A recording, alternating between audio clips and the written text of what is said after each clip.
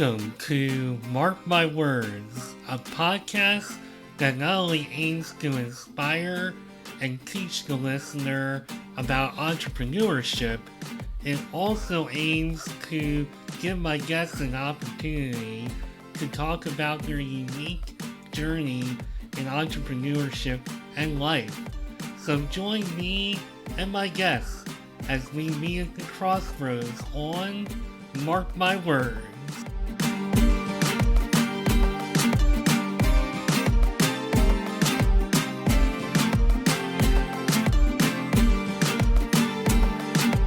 So when I'm doing a podcast and preparing for an episode, there is nothing that I like to hear more than my guest being a master communicator.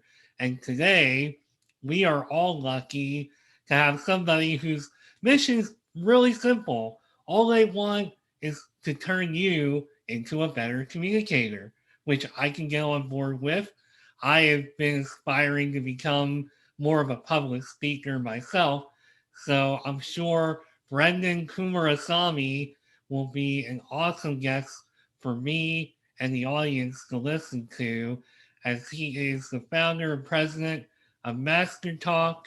He has a very popular YouTube channel called Master Your Talk.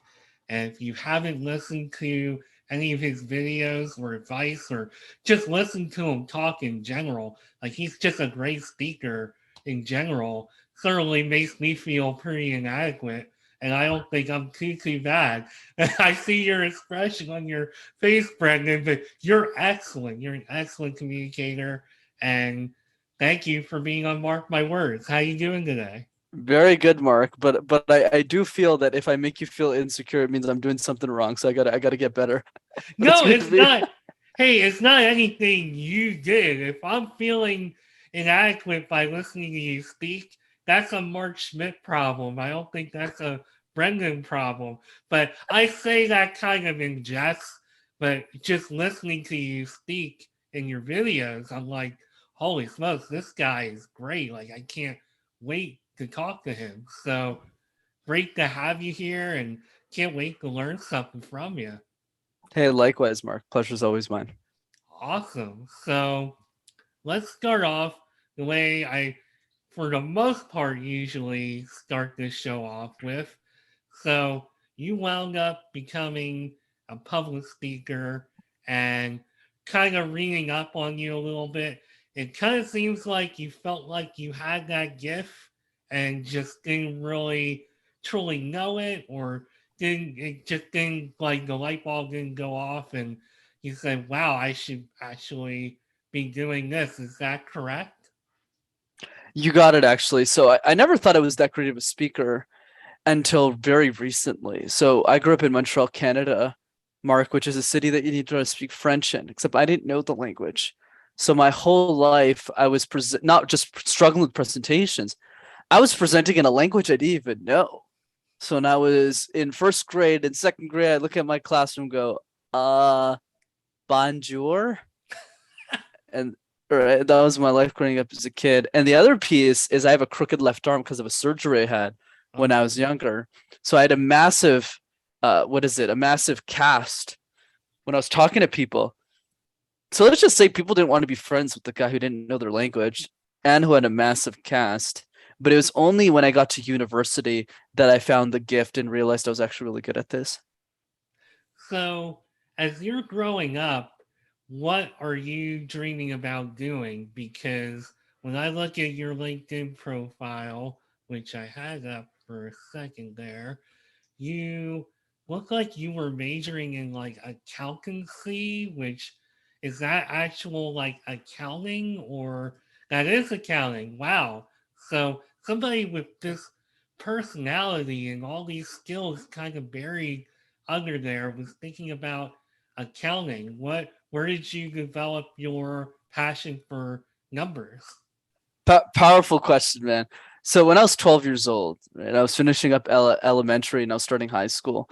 And you know those yearbooks that they do at the end of every school year, Right. right? So they ask you, like, what do you want to be when you grow up? And obviously when you're 12, most people go, I want to be an astronaut. I had a little bit of that when I was 11, maybe. Oh, I want to be a stand-up comedian. And all of a sudden, doctor. You know what I wrote in my yearbook? I wrote accountant. Whoa. And the reason I went with that, it's a quick story, is because I went through all of the careers that are available in the world. I kind of sat myself down because I didn't come from a lot of money. So I was really optimizing to make sure that my education was going to be well spent, like the time was well spent.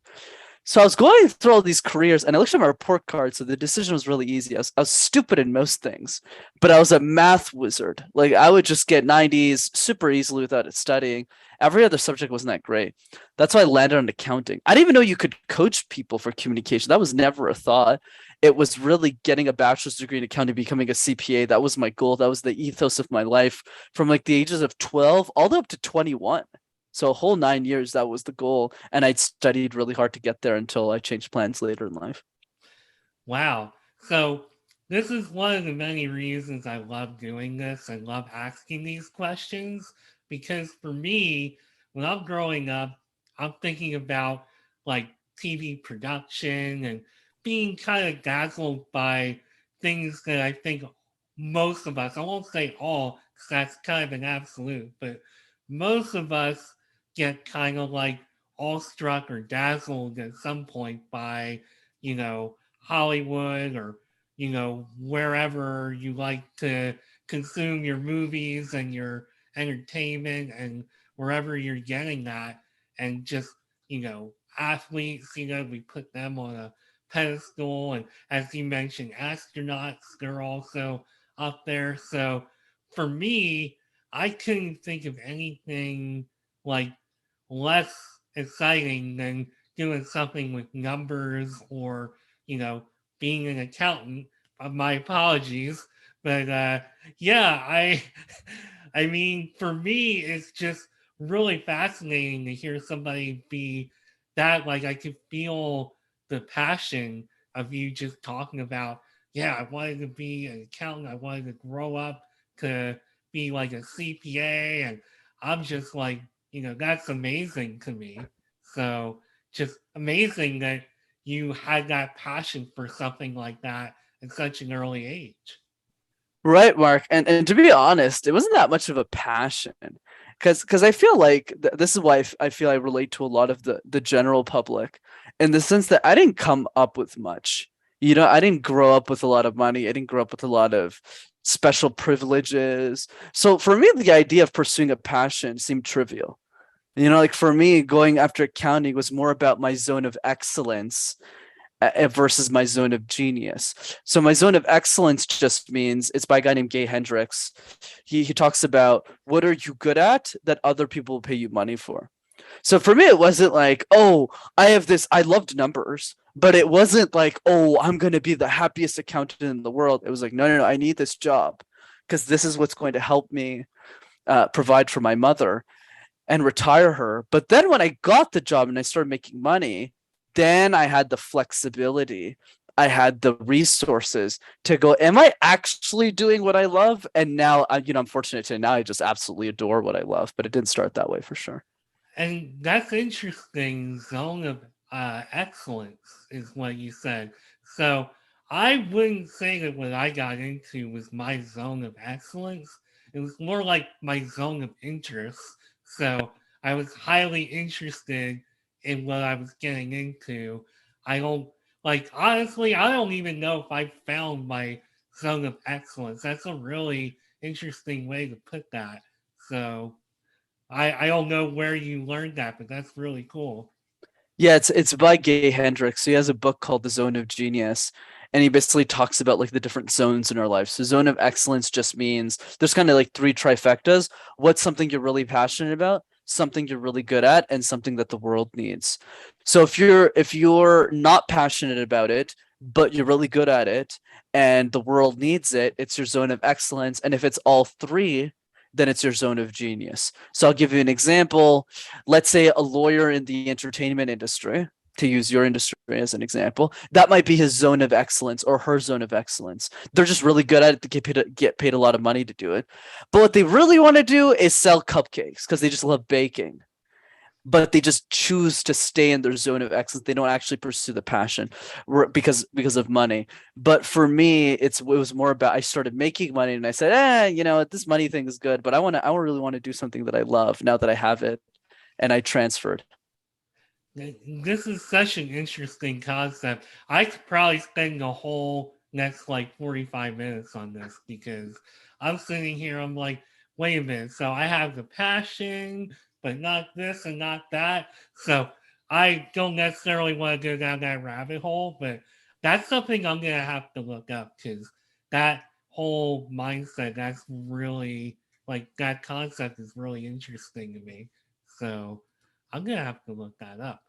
But so we'll get back on the tracks here. So, in addition to accounting, you also found yourself into social sciences. Is that kind of a predecessor to where you are now? Were you starting to think about it at that point? Absolutely. So I'll walk you through the timeline, Mark. So I'm in college. I did social sciences and commerce, so I can get a bachelor's degree in accounting. So that's how that ties in. It's just the education system in Canada is a bit different than the States. And then after, when I got to university, once again, there's no coaching here, there's no public speaking, there's no I'm starting a YouTube channel or being a business owner, none of that. So I had a big prom suit on because I couldn't afford anything better from prom. And I would go to all these networking events where I'd meet business students who had the jobs that I wanted in accounting specifically. And then I went to them and I asked them, how'd you get the job? And I thought most of them would answer with, oh, Brenden, I studied hard, I read a lot. But what they answered instead shocked me. They said I did case competitions. I said, what's a case competition? I had no idea what it was because most people don't. And basically what it is, it's kind of like an audition. You practice these business competitions, you practice business problems, and you present them in front of business executives when you're like 20 years old. And that's what they use as a tool to recruit people into the best companies. Really fascinating. So that's what I ended up doing, Mark. I did these competitions. I got my dream job at PricewaterhouseCoopers, which is a big four accounting firm. And then I transitioned into consulting because I realized case competitions was doing that for a living. But here's the punchline. The punchline was I accidentally became the world's youngest communication coach in the world. So how did that happen? How that happened was as I got older, I became an executive in that case competition program. It's kind of like professional sports for nerds, right? And then as I got older, I was coaching those kids primarily because I just wanted them to win. And I developed a skill that accidentally turned into MasterTalk.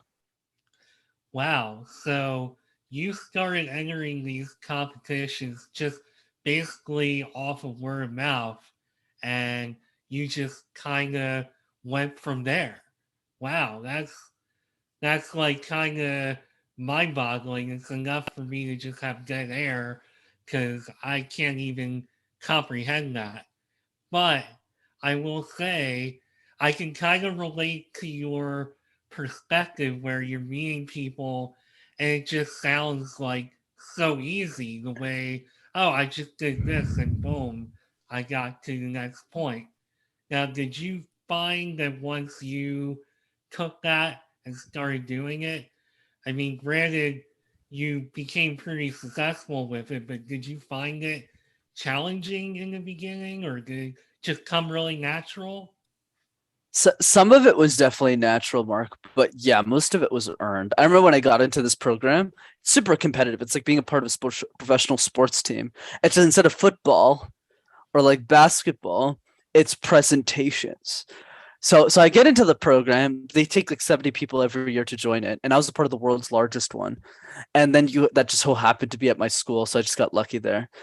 And the other piece to that was 400 people apply for you. So it's very competitive. So I get in, I'm this cocky 20-year-old kid. I finally made it.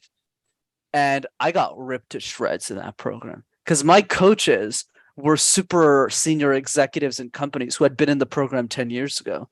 And they're eviscerating you. You're presenting, they're like, this is terrible. You suck. So that's how I got better really quickly and I matured really fast. So then a year after competing in these cases, I started winning a bunch of them. And then I became a mentor for the next generation of people, not because I was doing it for money. I wasn't actually making anything. It was just to help support the next generation. And it was supporting them that improved my skill set as a coach and then led to MasterTalk later in my career. So, what's an example of a presentation that you did or somebody might do? Absolutely. Happy to answer that one. I don't get that question a lot, so I love your curiosity. So let me make it super simple. Let's say Nike came. Okay, Nike comes to us and says, Brenden, Marc, I'm designing this new shoe, but I don't know which city in the US to sell it at first. Which one should I distribute it in first and why? So that's an example of a business problem. So they give you a 20-page document to explain all of the metrics, all the different cities they're considering. And then as the student team, let's say me and you're on the same team, we have 3 hours to read the whole 20 pages, to come up with the solution, to make financial statements, to make slides, to create an analysis, to create an implementation, and to practice before the 3 hours ends. Because after 3 hours, Marc, all of the students don't get to practice anymore. They get immediately escorted to the judges and they present their solution right away.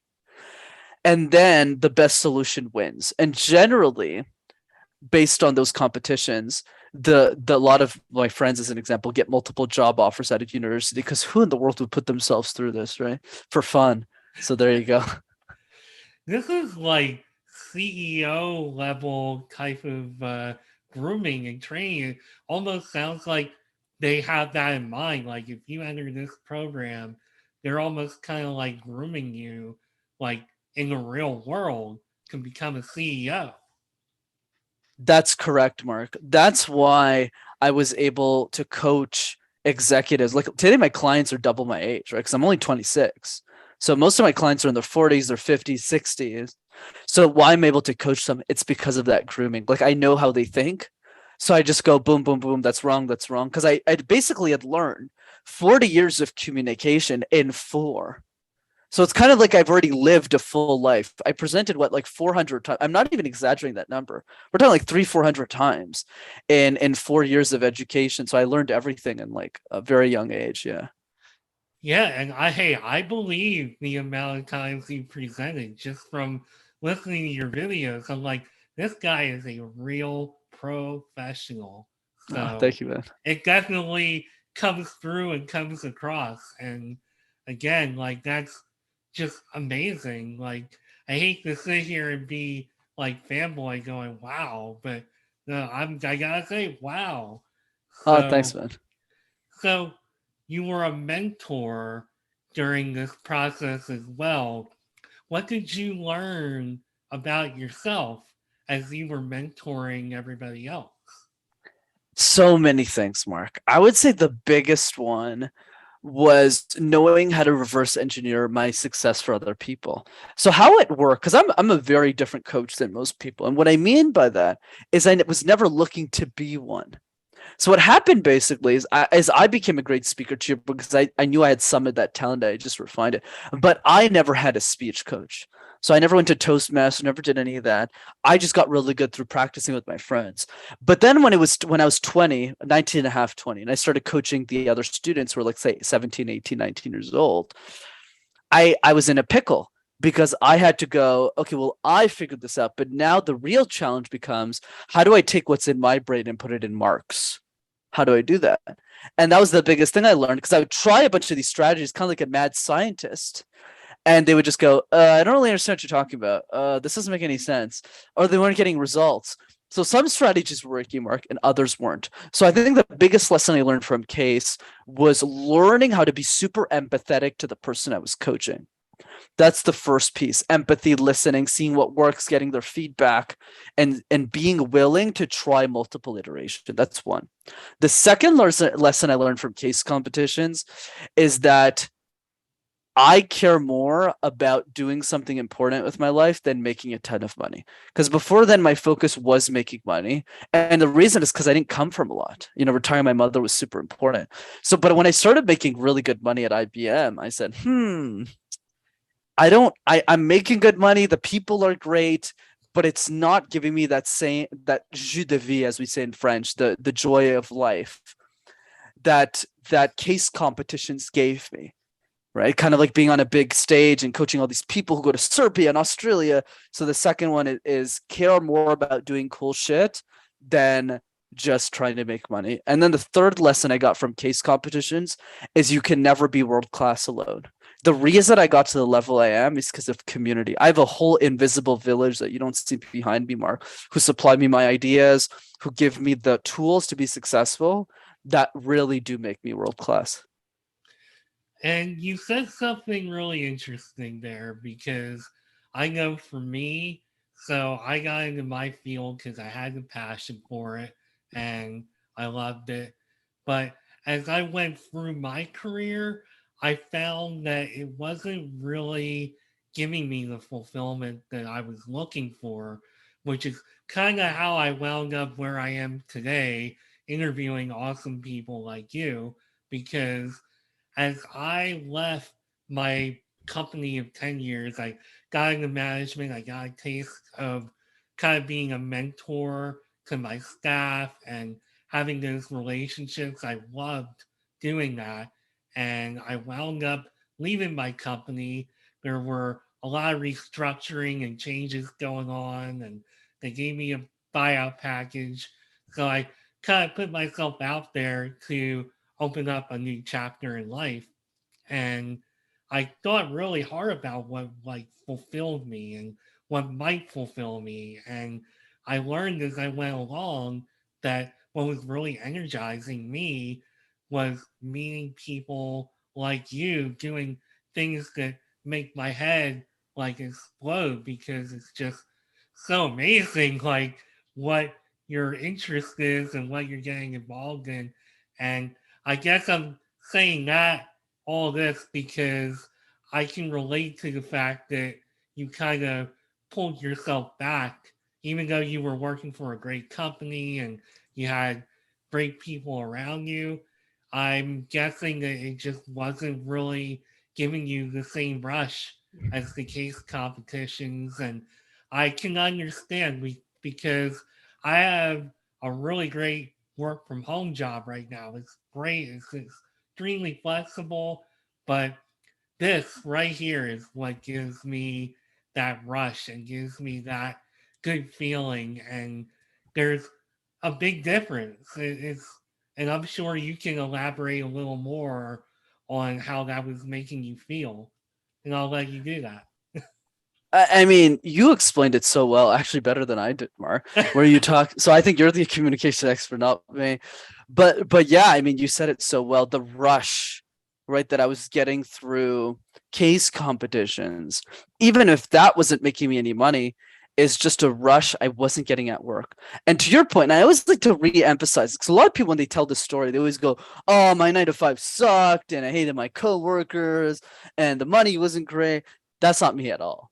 IBM was my dream job. That's why I wanted. That's why I did case competitions from the beginning. And they treated me so well, like hotels, lobster, like it was a whole thing. So I had a good time. I worked hard. This is not 9 to 5. You're doing like more 9 to 9, but I was enjoying every second of it. I think for me the bigger question was, what do I do with my time?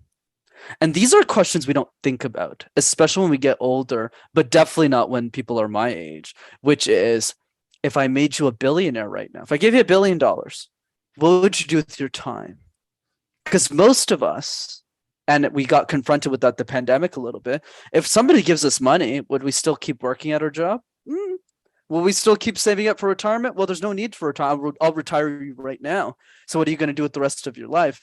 And not many people have great answers to that question, Mark, including me. So I needed to sit down and ask myself that question. I'm gonna give it a shot and say, I'm gonna give it a Please. shot and say, if you gave me that kind of money, I would be motivated enough to continue doing this podcast. Obviously, I wouldn't do the work from home job anymore. That would definitely go away, and I would make a lot more time for this. I would probably make time to become a speaker, which I want to do anyway, but I would make even more time for that kind of stuff. because there's something in me that makes me feel like I need to be putting myself out there so that people can learn about my story, which is one of the many reasons I've had to scale back on saying this is the reason I do it. That's the reason. There's actually a ton of reasons why I do what I do. So one of the many reasons I do this is to educate people about the road I've traveled, the life I've had, and that keeps me motivated. That's one of the many reasons that I do the podcast and why I want to become a public speaker someday, and hopefully that someday will be sooner rather than later. But that's my shot at answering that question. And I love it. That's what I love about you, Mark, is that you're proactive. You don't just look at the question and go, I'll answer it tomorrow. You go, no, I'm ready. Let's jump in. Let's figure this out now. So when I answer the question, Mark, and thanks so much for sharing that, I think it's super powerful. I came up with a similar answer to you, except instead of a podcast, it was, I would focus all my attention on the YouTube channel. I would coach a lot more people. Maybe I could even do it for a living. And I would spend my time doing exactly what we're doing now, guesting on a ton of podcasts, sharing my message with the world. But the difference became I did anything to make that dream happen. I was making 6 figures at IBM, and I cut my salary by 75% to make my dream come true. That's how badly I wanted it. So basically, when I came to that conclusion, I had read, the whole time question, I'd answered it for myself. I said, okay, what do I need to do? So I didn't leave my mom's house. I started saving a lot more money. I started changing the decisions that I was making in my life so that when time came, I was able to replace my income and do this full time. Wow. And I know I've said wow like a billion times already, but I mean, it just seemed like you knew exactly what, or at least had a good idea of how you wanted to tackle this. And it takes a lot of like cojones and really just confidence and, knowing that your game plan at least has a good chance of working to cut your salary and earnings that much and take a shot on yourself. Oh yeah, it was definitely scary at the time. Quitting my job was the hardest decision I ever had to make in my life, and it had nothing to do about money. It had everything to do with identity, because I was always the guy who's going to get a job in consulting, be an executive at an IBM, at a McKinsey, at a big company, and be that person. And I had to change my identity. I had to change who I was to get to quit my job, and it was so hard. But obviously, I don't regret it now. I do much better than I did in corporate these days. But I think in that moment of decision, as Tony Robbins says, that's when our destiny will change. And that's the challenge. So you really have to like be committed to saying, you know what, I'm going to take that leap and change my identity. Because without really putting it that way, that's a lot of what I've been thinking about here of late. Because I started the podcast while I was still working in a corporate job. It was something really cool, but I've known for the past 5, 6 years that I wanted to eventually work from home and really take this podcasting and not just podcasting, but maybe something else other than that. That, I've worked in television production and broadcasting for years. I've learned a thing or two. So I've been thinking about like starting a business in that way. And I've had a few other ideas not really related to what I did and still doing as a career. But I've thought a lot about, this is like not only a big life change, it's like a big identity change. Like you're really committing to something that, while it might be in your heart, it's like kind of a big change. You're closing the book on something that is secure and something that you know so well and will bring home uh, the, the money, keep a roof over your head. So it takes a certain kind of person to have that mindset. I mean, and I appreciate you saying that, Mark. And just to throw it to make this even truer, is, I was the only breadwinner in the family at the time I quit my job. So I retired my mom when I was 22, 23-ish. And my sister relies on me to deliver the financial results because she's finishing up university and I'm bankrolling her education.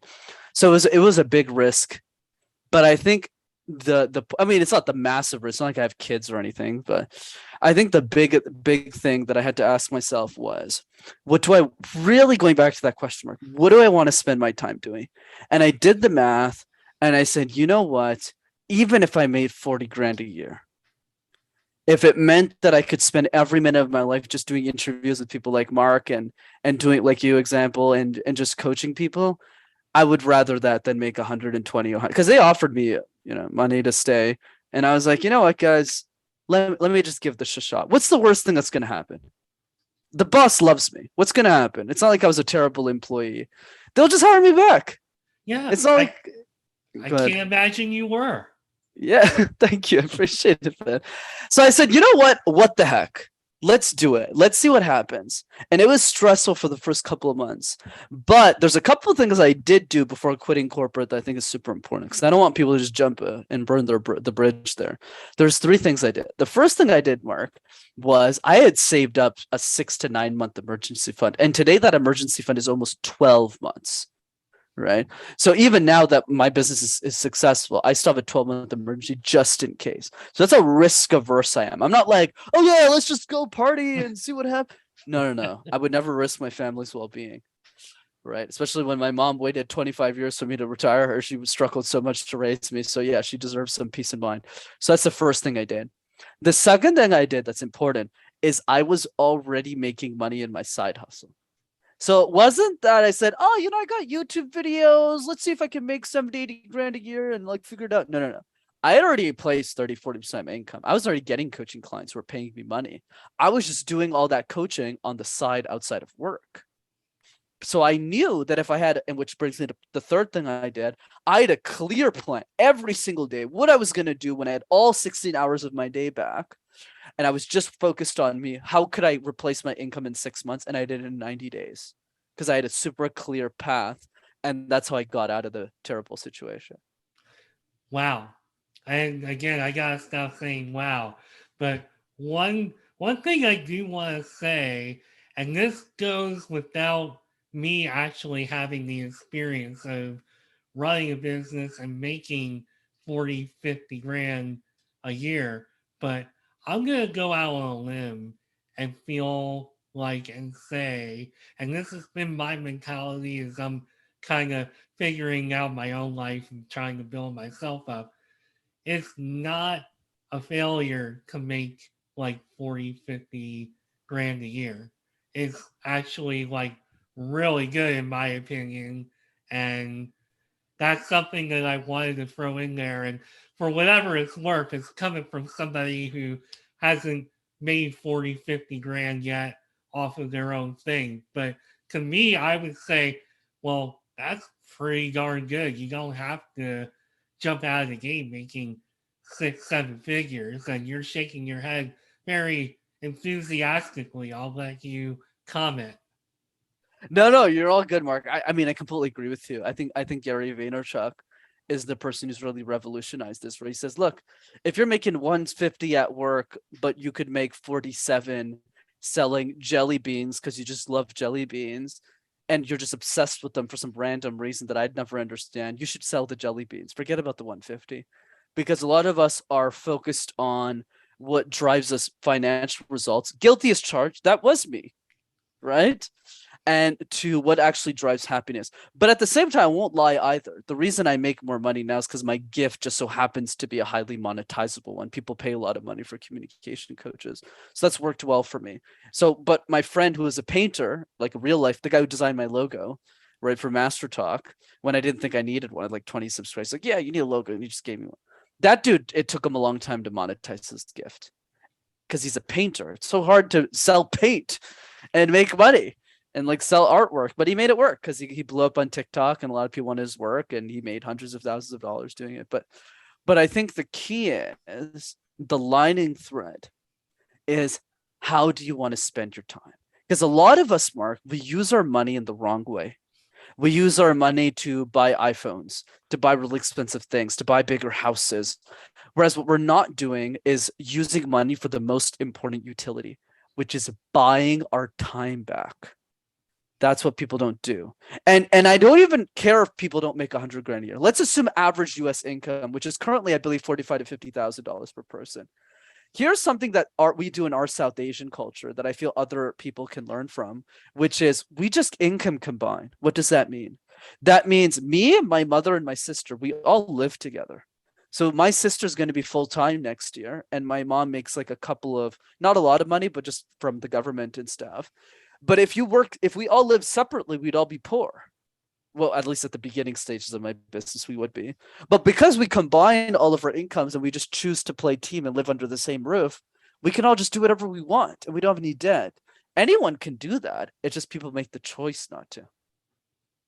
Yeah, and I totally agree. I mean, it just comes down to what's in your heart and not getting clouded by, keeping up with whoever and, just thinking that success equals having things and having money. And there's nothing wrong with having things and money. And I mean, I just moved to Florida. I moved into a very nice home here. I built a house a few years ago back in Maryland, and they're all great things. And, I think about like my awesome vinyl collection and whatever. It's all great things to have. But I hate to say this, I hope the universe isn't listening too much, but I would be more than happy to give all that up if it meant being happy, finding a career that fulfilled me and made me happy. And that's kind of what I'm about at this point. You said getting your time back. And let me just paint a picture. I think I've talked about this a little bit over the years, but when I was working in DC before I moved down to Florida, I was getting up at 3 a.m. every morning. I was leaving the house by about 4:15ish, and it would take me an hour and a half to get to work. I was working 8 hours. Then I was coming home, fighting the crazy DC traffic, and sometimes it would take me up to 3 hours just to get home. And that's a lot of time that I was throwing away just to have a really cool job and to have a career. And that's not exactly what motivated me to start a podcast. But as far as like getting all my time back, I look at how my life is even now. I'm not actually living off of doing this podcast and this business. However, I am working from home. I'm doing this and I'm doing a work from home job. And I've still gotten a ton of time back. And I can't tell you how impactful that's been to me and my life. So I'm all for getting your time back. I think we should all be thinking about that. I know it's made me a lot happier. Oh yeah. And I think the problem with most people, Mark, is that they don't make their purpose their priority. I think that's where the challenge becomes is they make a little extra money, they get a little extra thing here and they spend it right away instead of really thinking about how do I make my purpose my priority, even if I don't know what the purpose is, even if I don't know what like I didn't know what it was. Remember, MasterTalk, for people who followed the story correctly, I didn't come in and said I have a purpose. I said no. I did these case competitions so that I could help people. So even when I never had a purpose, I was still trying to do something. It's like, okay, let me coach people. Let me help Charity Water, which is a nonprofit I support, and Scott Harrison's work. Let me do this. Let me help him sell his books. But it's that constant action. Eventually, the universe rewarded me with MasterTalk. They said, okay, you're the guy. Go democratize communication for the world. and and I looked at what I had and I saw what everyone else had and I said, yep, that's my calling in life. But I didn't start that way. I didn't wake up at 12 and go, yeah, I got Master Talk now. If I actually never wanted to be an accountant, funny enough, Mark, I never would have started Master Talk because accounting led me to go to business school, which allowed me to do case competitions because you could only do that in business school. And that gave me a lot of executive experience and coaching experience. And then I realized I was the youngest coach in the world, which was a uh, complete circumstance. Like it was complete coincidence. And but if I'd never taken the action, this is why I always say decisions are more important than passions. Then we don't get to the end point. But the most mistake most people make is they don't take any action. They just sit there. Yeah, and for me, I know that it got to a point as I was working through corporate America, even when I got promoted right after that, I was thinking a lot about, okay, I'd love to become a writer. I'd love to become like create my own show. Not necessarily even podcasts, but I was thinking a lot about those kind of things, but wasn't taking action because why would I? I had a nice little cushy, secure job and just I was more focused on climbing the corporate ladder than I was on myself and what was really fulfilling me. And there's nothing wrong with having that as a focus and working towards that. That's fine. But if you really are having all these daydreams and you're like, man, that I just really feel compelled to do it, but you're not doing it, I feel like you need to take a step back and think about, well, whether you should be doing it. Absolutely. Couldn't agree more, brother. Yeah. And I didn't know, much like you, I didn't know that Mark My Words and a podcast and creating my own content was something I really wanted to do. I thought of it in a little bit of a different way when I was first thinking about like creating a script or doing something like that. It was more just, okay, I want to write like a really amazing script and treatment and go out to Hollywood and sell it and be a producer, director. I wasn't thinking of just, forget all that. Let's just create our own content. Like I have the tools to do it and I can do it.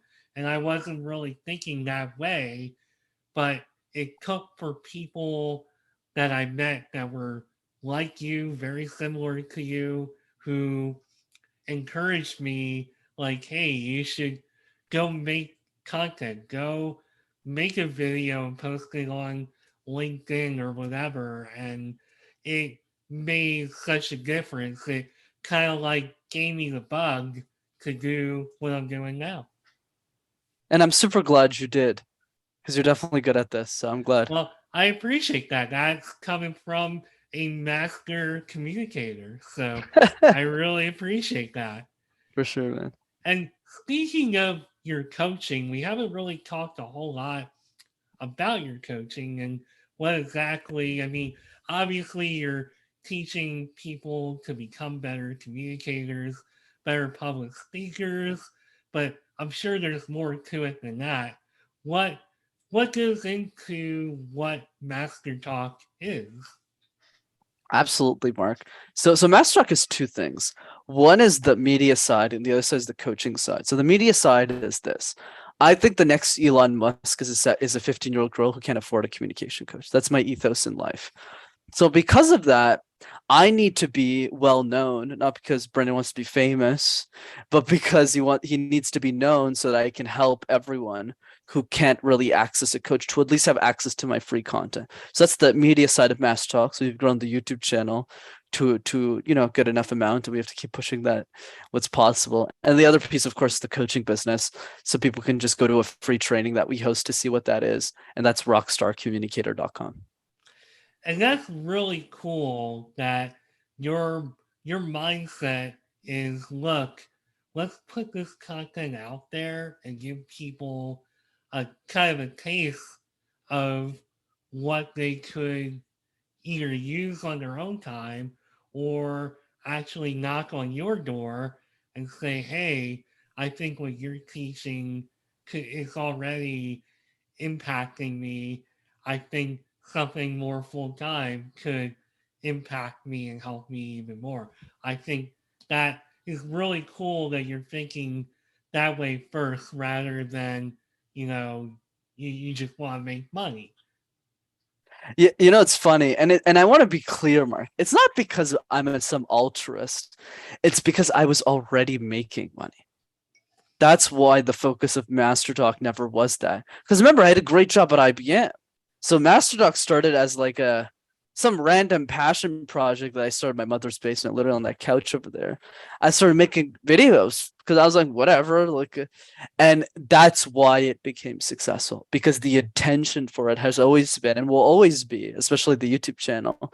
How do I create a free library of resources that long after I'm gone, people can have access to me? But because I'm so mission driven, it made my business very successful in a very short period of time, because I was doing it a lot more than just to get coaching packages. Because remember, I only started charging people after I had helped over 100 people for free, because coaching just in my blood. I just figured out at number 104 from my business part, hey, by the way, you could charge the money. I was like, really?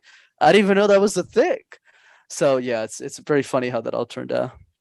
Well, for me, I don't think money was ever like a driver for me, and clearly hasn't been since I haven't really made much of anything off of doing this. But I think for me, I got inspired by listening to stories from people who found a passion, whether it was something they were just doing their whole life or just kind of stumbled upon it accidentally or whatever the case is.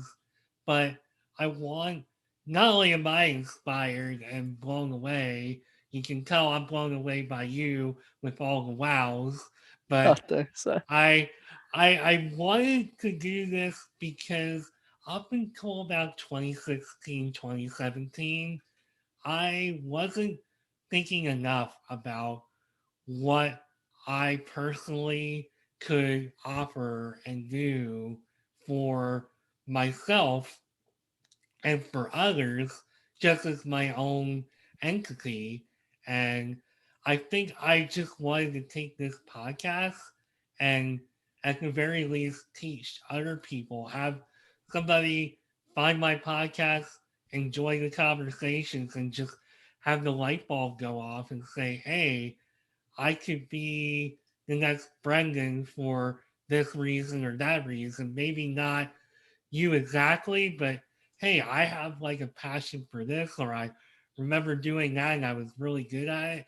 I wonder if I could turn that into my own business. And, I'm tired of working for the man or a corporation, whatever the case is. And yeah, there's definitely like kind of a selfish element to it because I absolutely love meeting people like you. Like, I'm gonna be straight up.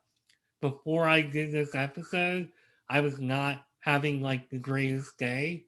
But now, forget all that because this conversation totally energizes me and it makes me learn and understand that there's always a light at the end of the tunnel. Your day can always get flipped around. You have the power to do that, and probably a lot of other buzzwords and sayings can get thrown in there. But that's why one of the many reasons why I was inspired to do this.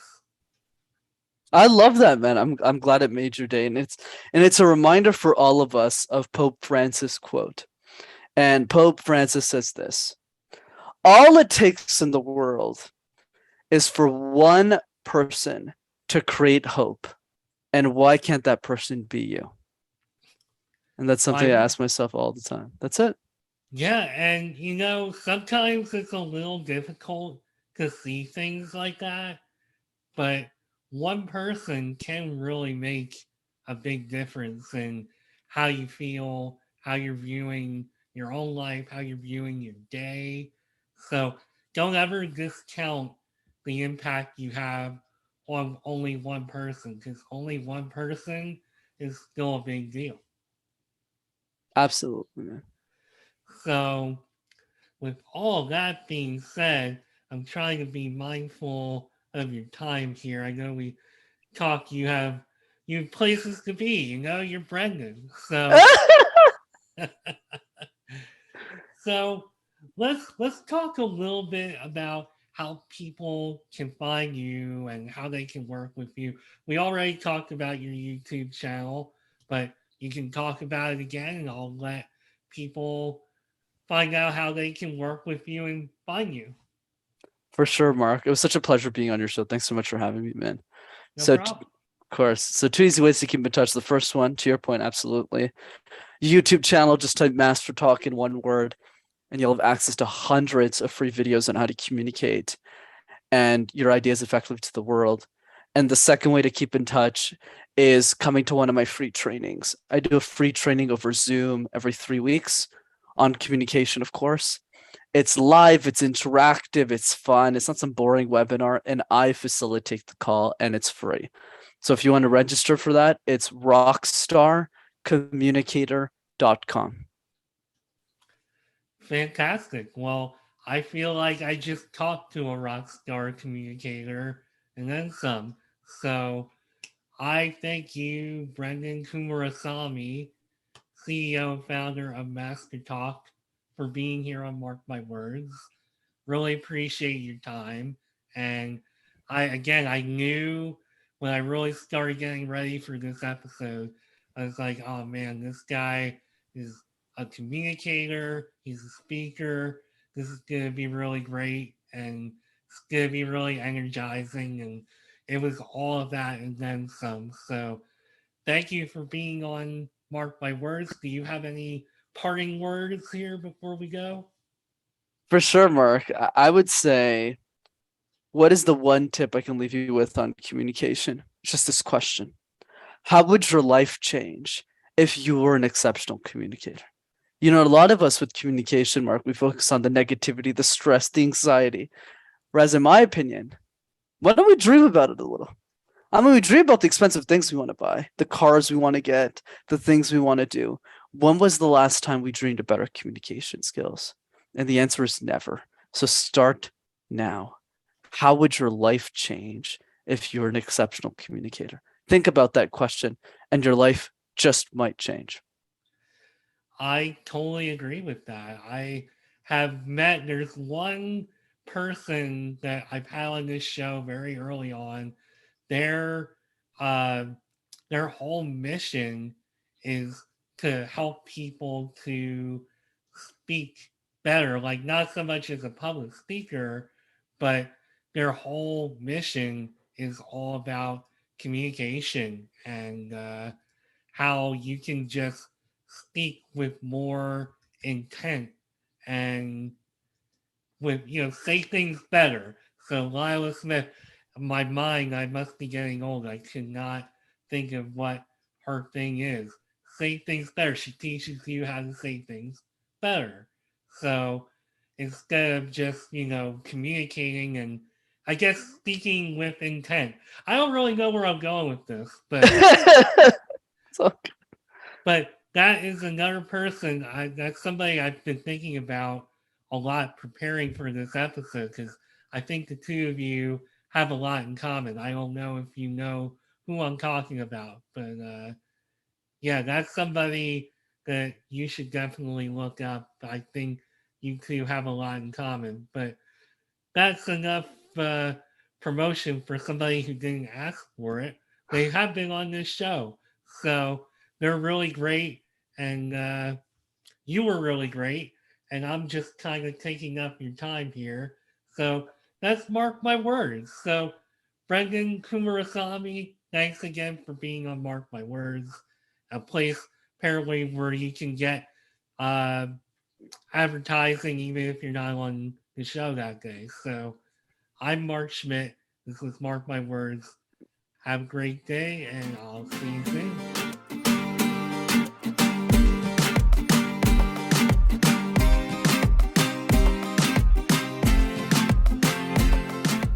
Thanks again for taking time out of your busy day to listen to Mark My Words.